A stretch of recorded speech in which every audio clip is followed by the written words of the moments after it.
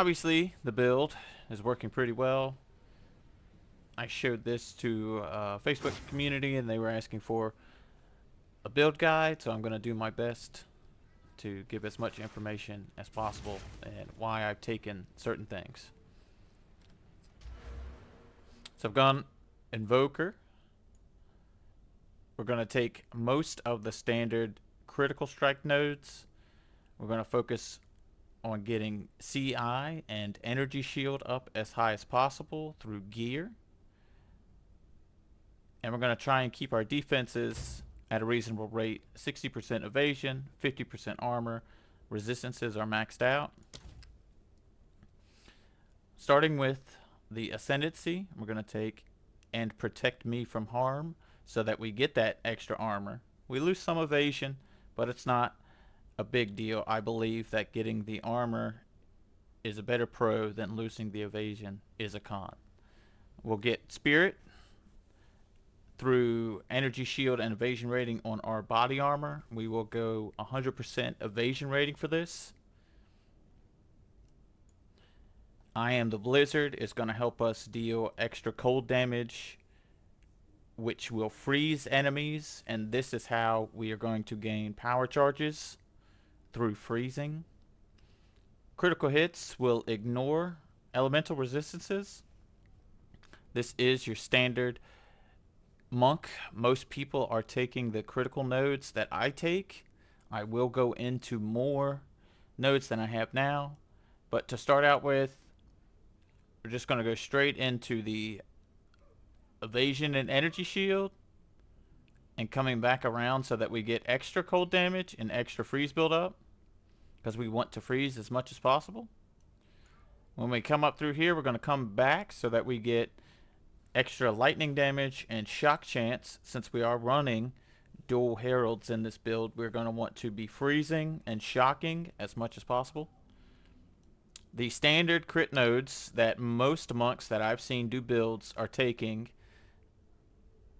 are these. This is what they do. They go here, they come up here, and they'll come over this side and then grab this node as well. I will eventually do this, but I feel like right now the points I have are a little bit more important to me. How we going to build power charges, since we're right here anyway, and most monks are right here, we're going to grab Resonance, which converts frenzy charges into power charges. As it says, you gain power charges instead of frenzy charges. Then we're going to couple that with Combat Frenzy, and we're going to gain a frenzy charge when you freeze, electrocute, or pin an enemy. And this happens just under 2 seconds, every 2 seconds. So when we freeze, we get a frenzy charge, and Resonance converts that into a power charge. So we will freeze our enemies to gain power charges. This build does go Chaos Innoculation, which to me is just the way to go. Chaos damage is just annoying. Early on, it's super frustrating to get hit by poison and die because your poison's so strong, or you're just not paying attention standing and stuff. So when you become immune to chaos damage, your life becomes 1. So if we only have 1 life, we need to have decent defenses, evasion, and armor, decent resistances, capped out all around, except chaos damage because we're immune to it. And then we need energy shield, because we are going to get hit from time to time. So we need something to keep us from dying in 1 hit from little white mobs, right? So we're going energy shield, and everyone who goes Chaos Innoculation that I've seen anyway, most of the builds that I've looked at, when they go Chaos Innoculation, they come up and grab Patient Barrier. This is going to give you a big boost into your energy shield. For me, I believe that this is a giant damaging boost, since we're going to be freezing everybody. As well, early on, you might not be able to deal enough cold damage to reliably freeze without taking these nodes, because they also increase your freeze buildup. So when we hit frozen enemies, we'll ignore their resistances, period. From our Ascendancy, when we crit, we ignore resistances. This will help out later on when you're in higher maps and your enemies have higher elemental resistances, because we are pretty much going to ignore most of those. So our damage will not suffer like other classes who don't have something similar available to them. Because we take Chaos Innoculation, our life flask becomes pointless. We have one life. If we lose it, we die. So we take Eternal Youth so that our life flask now recharges our shield instead of life. However, our shield does not regenerate. Well, that's fine because we got the life flask to use it, right? It's better if you're taking damage or stuck somewhere, pinned in a corner with a bunch of mobs around you, to be able to use your life flask to give you energy shield back versus hoping that your evasion keeps you evading for 3, 4, 5, 6 seconds for your energy shield to recharge. Power charges and gaining critical damage when you've consumed a power charge recently is just makes sense here.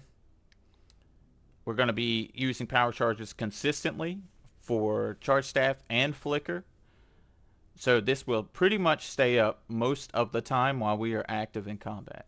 This is going to be 60% increased critical damage if we consumed a power charge in the past 4 seconds. Then we get +2 to maximum power charges, which allows flicker to attack more, and it allows charge staff to have more of the stacks of it, dealing more lightning damage, and then it also lasts longer per charge. The staff nodes are pretty consistent with most monk builds. I've seen a couple that don't go this route, but to me this is where everybody goes. So we're going to get defensives and freeze build up in the upper part, which is great for us. We want to freeze. Attack speed, and critical damage bonus, as well as a little bit of dexterity to help us out. These crit nodes here, most people take. I will grab these 3 here eventually. These I'm a little iffy on. Most people do take these as well because they kind of work hand in hand with this one. I don't know if I'll take it or not, though. I'm pretty sure I'm not going to. I want to go a little bit more base damage and not worry so much about crit doing all the work. But I will take these eventually. Since we are running dual heralds, it just makes sense that we're dealing 50% more cold and 50% more lightning, because that's the only damage we do. Well, we do physical, right? But all of our elements are cold and lightning, so that's increased by 50%, which is great. Most of the monk builds I see will take this, especially early on this route, until they get a very solid build going. Just because these 2 nodes are really good for your defenses. It can get your evasion up to like 80-85% depending on your gear, which is very good, very good. But if you come down here, you don't have to connect them all. You can use this gem here, and it just so happens that it grabs the major nodes, so you can avoid these points, this point, and I have this point because I need a little bit of dexterity for my Herald of Thunder that my gear is lacking. So I have this just to meet those dexterity requirements. Base damage down here, attack speed per dexterity here, which is good. I'm going to come to this point and probably get all of these nodes, but I'm definitely after this on my next level, which is shortly. And then if I don't go these 2 nodes, which I'm pretty sure I'm going to, because it's increased damage and critical damage when you attack someone who's on full life. Most of our enemies we're going to be attacking are going to be on full life. We're hoping to just hit them once and just kill them. Obviously this isn't going to happen for rares and uniques, but for all of the other mobs we want them to just die in one hit.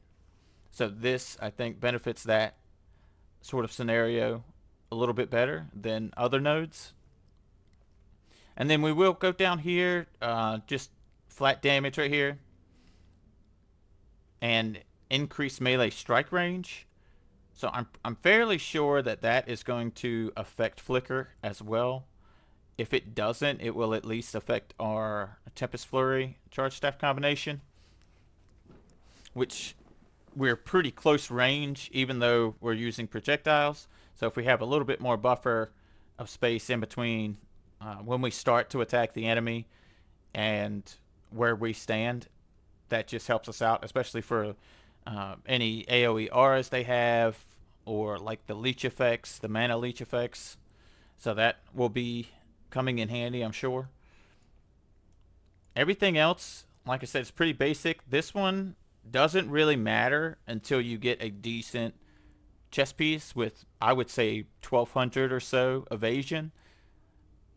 You're not going to see a big improvement. My armor is 1479, and it gives me like, it's nothing, right? It's just not worth these 4 points early on unless you are taking a lot of damage and you're noticing that, you know, maybe 100 more energy shield would benefit you, which I don't see how 100 energy shield is going to really benefit you. I could honestly probably lose these nodes and still be fine, but I've just played with it so long.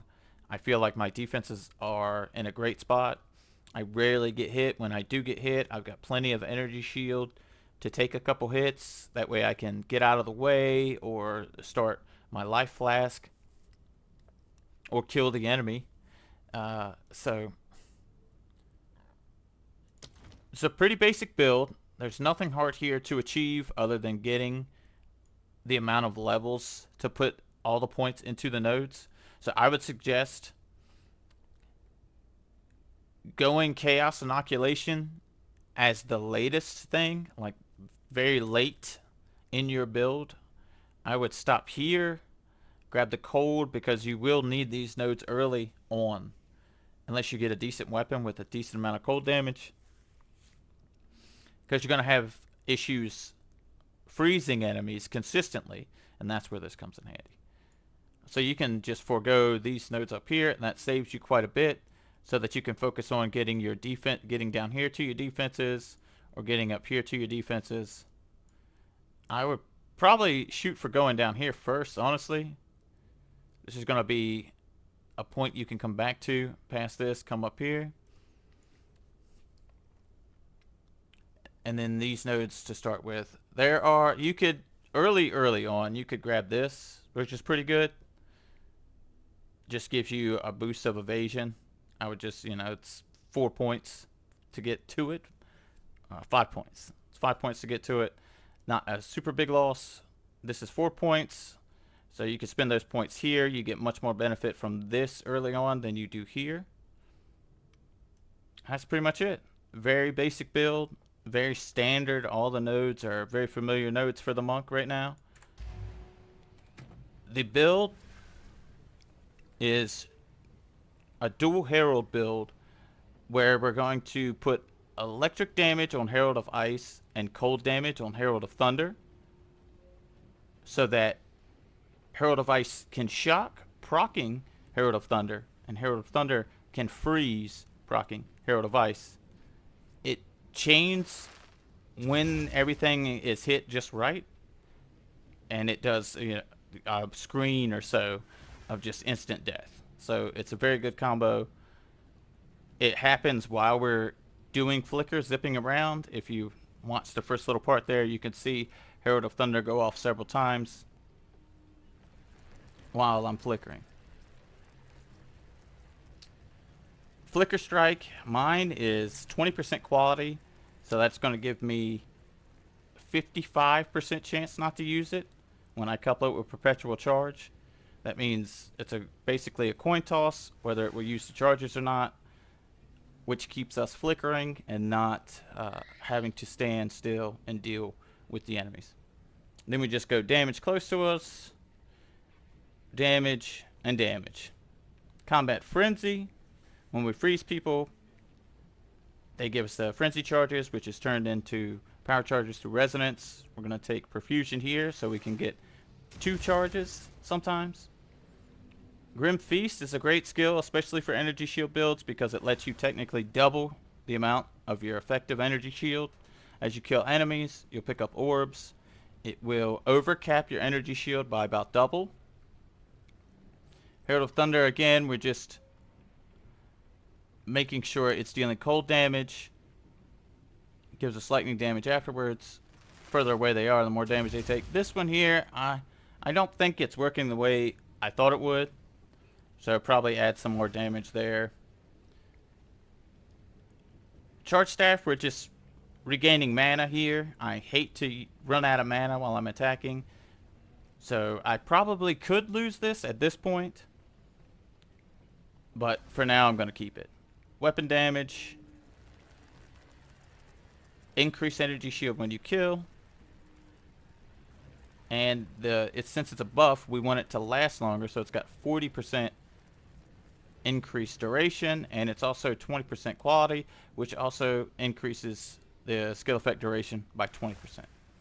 Tempest Flurry is going to be what we are using on bosses, rares, and to get the charge staff projectiles going. It's very fast, so a lot of projectiles come out. Gains rage on hit, which we can use with our Tempest spell up here. If we've got 10 and throw it down, then this deals more damage. This freezes and has more damage. This is just less cost because it does cost a lot. And if I'm not flickering, I'm basically holding down left mouse button and doing Tempest Flurry. This, I don't know why this is here. That could go away. Martial Tempo will give you increased attack speed. It helps out, especially if you have attack speed on your weapon.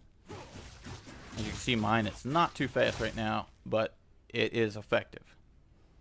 So the basic gameplay is going into a map and using Tempest Flurry to attack, getting a freeze proc off, freezing an enemy, gaining a frenzy charge, going into Charge Staff.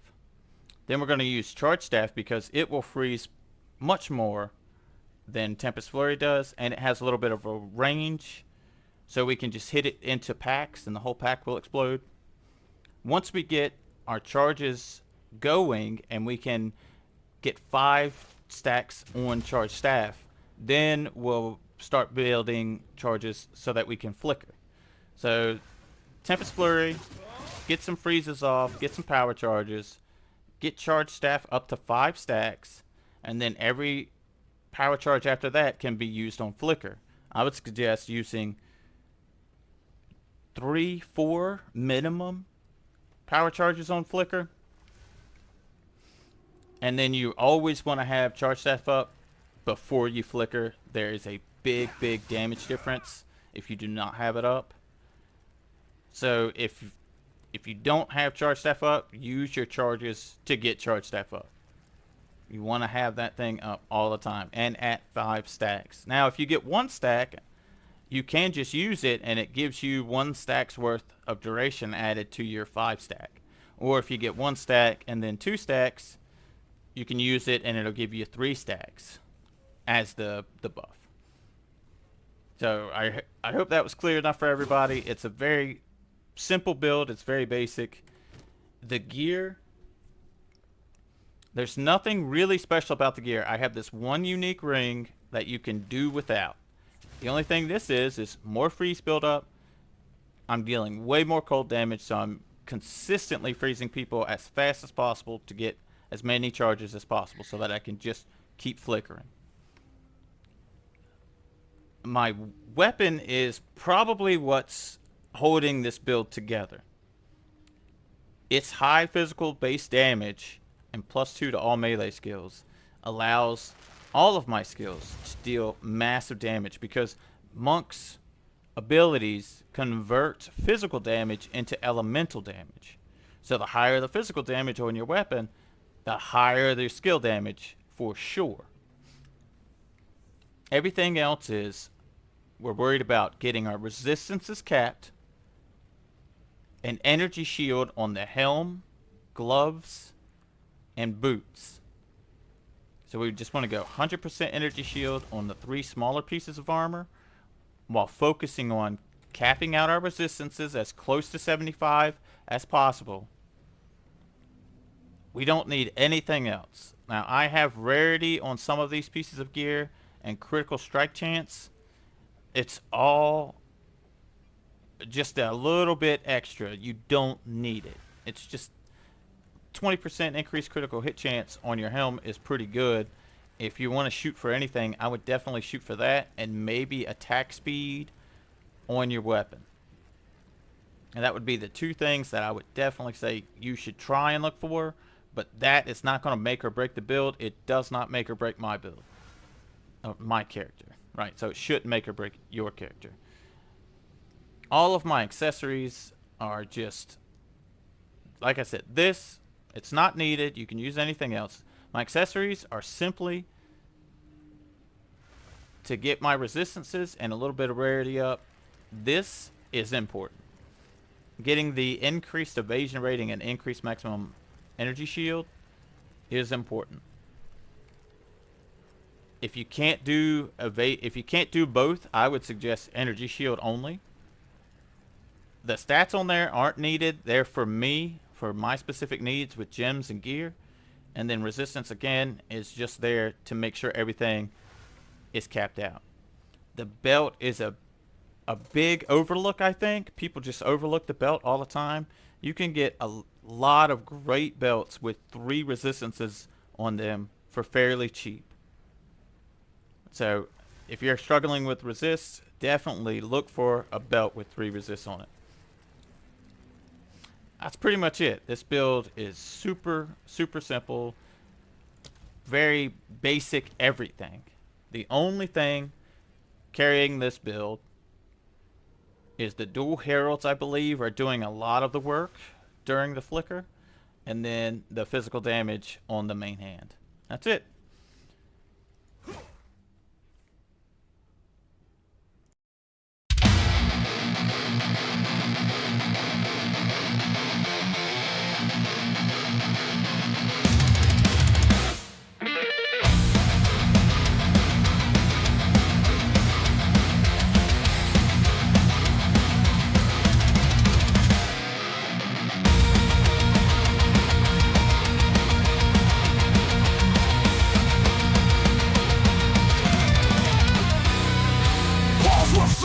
Sirens in the night, noise in the void, no clarity in sight. Echo chambers ringing louder than before. Promises whispered behind the liberal door. Media feeds playing their own games. Fractured truths, everyone's to blame. Ignored the shadows creeping from the ground. And here we are now, the king with his crown. This is the pulse of the divide, crashing like waves in the tide. Fear and fire, the game rewired. The unheard screamed and the empire's word.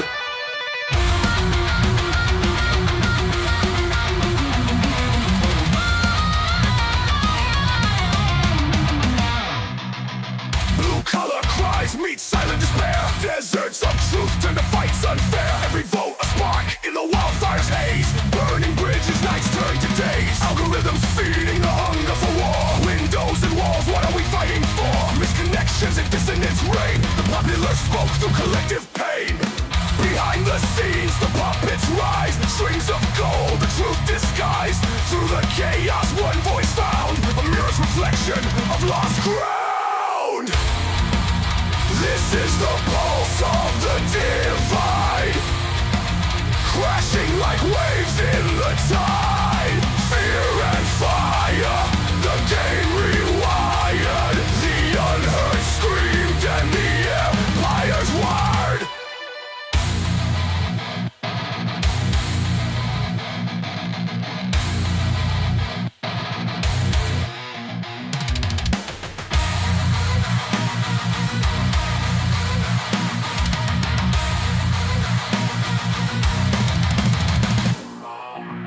History written in binary lines, clicks and choices erasing signs. Who can stand when the ground's caving in? The truth is the war that no one can win.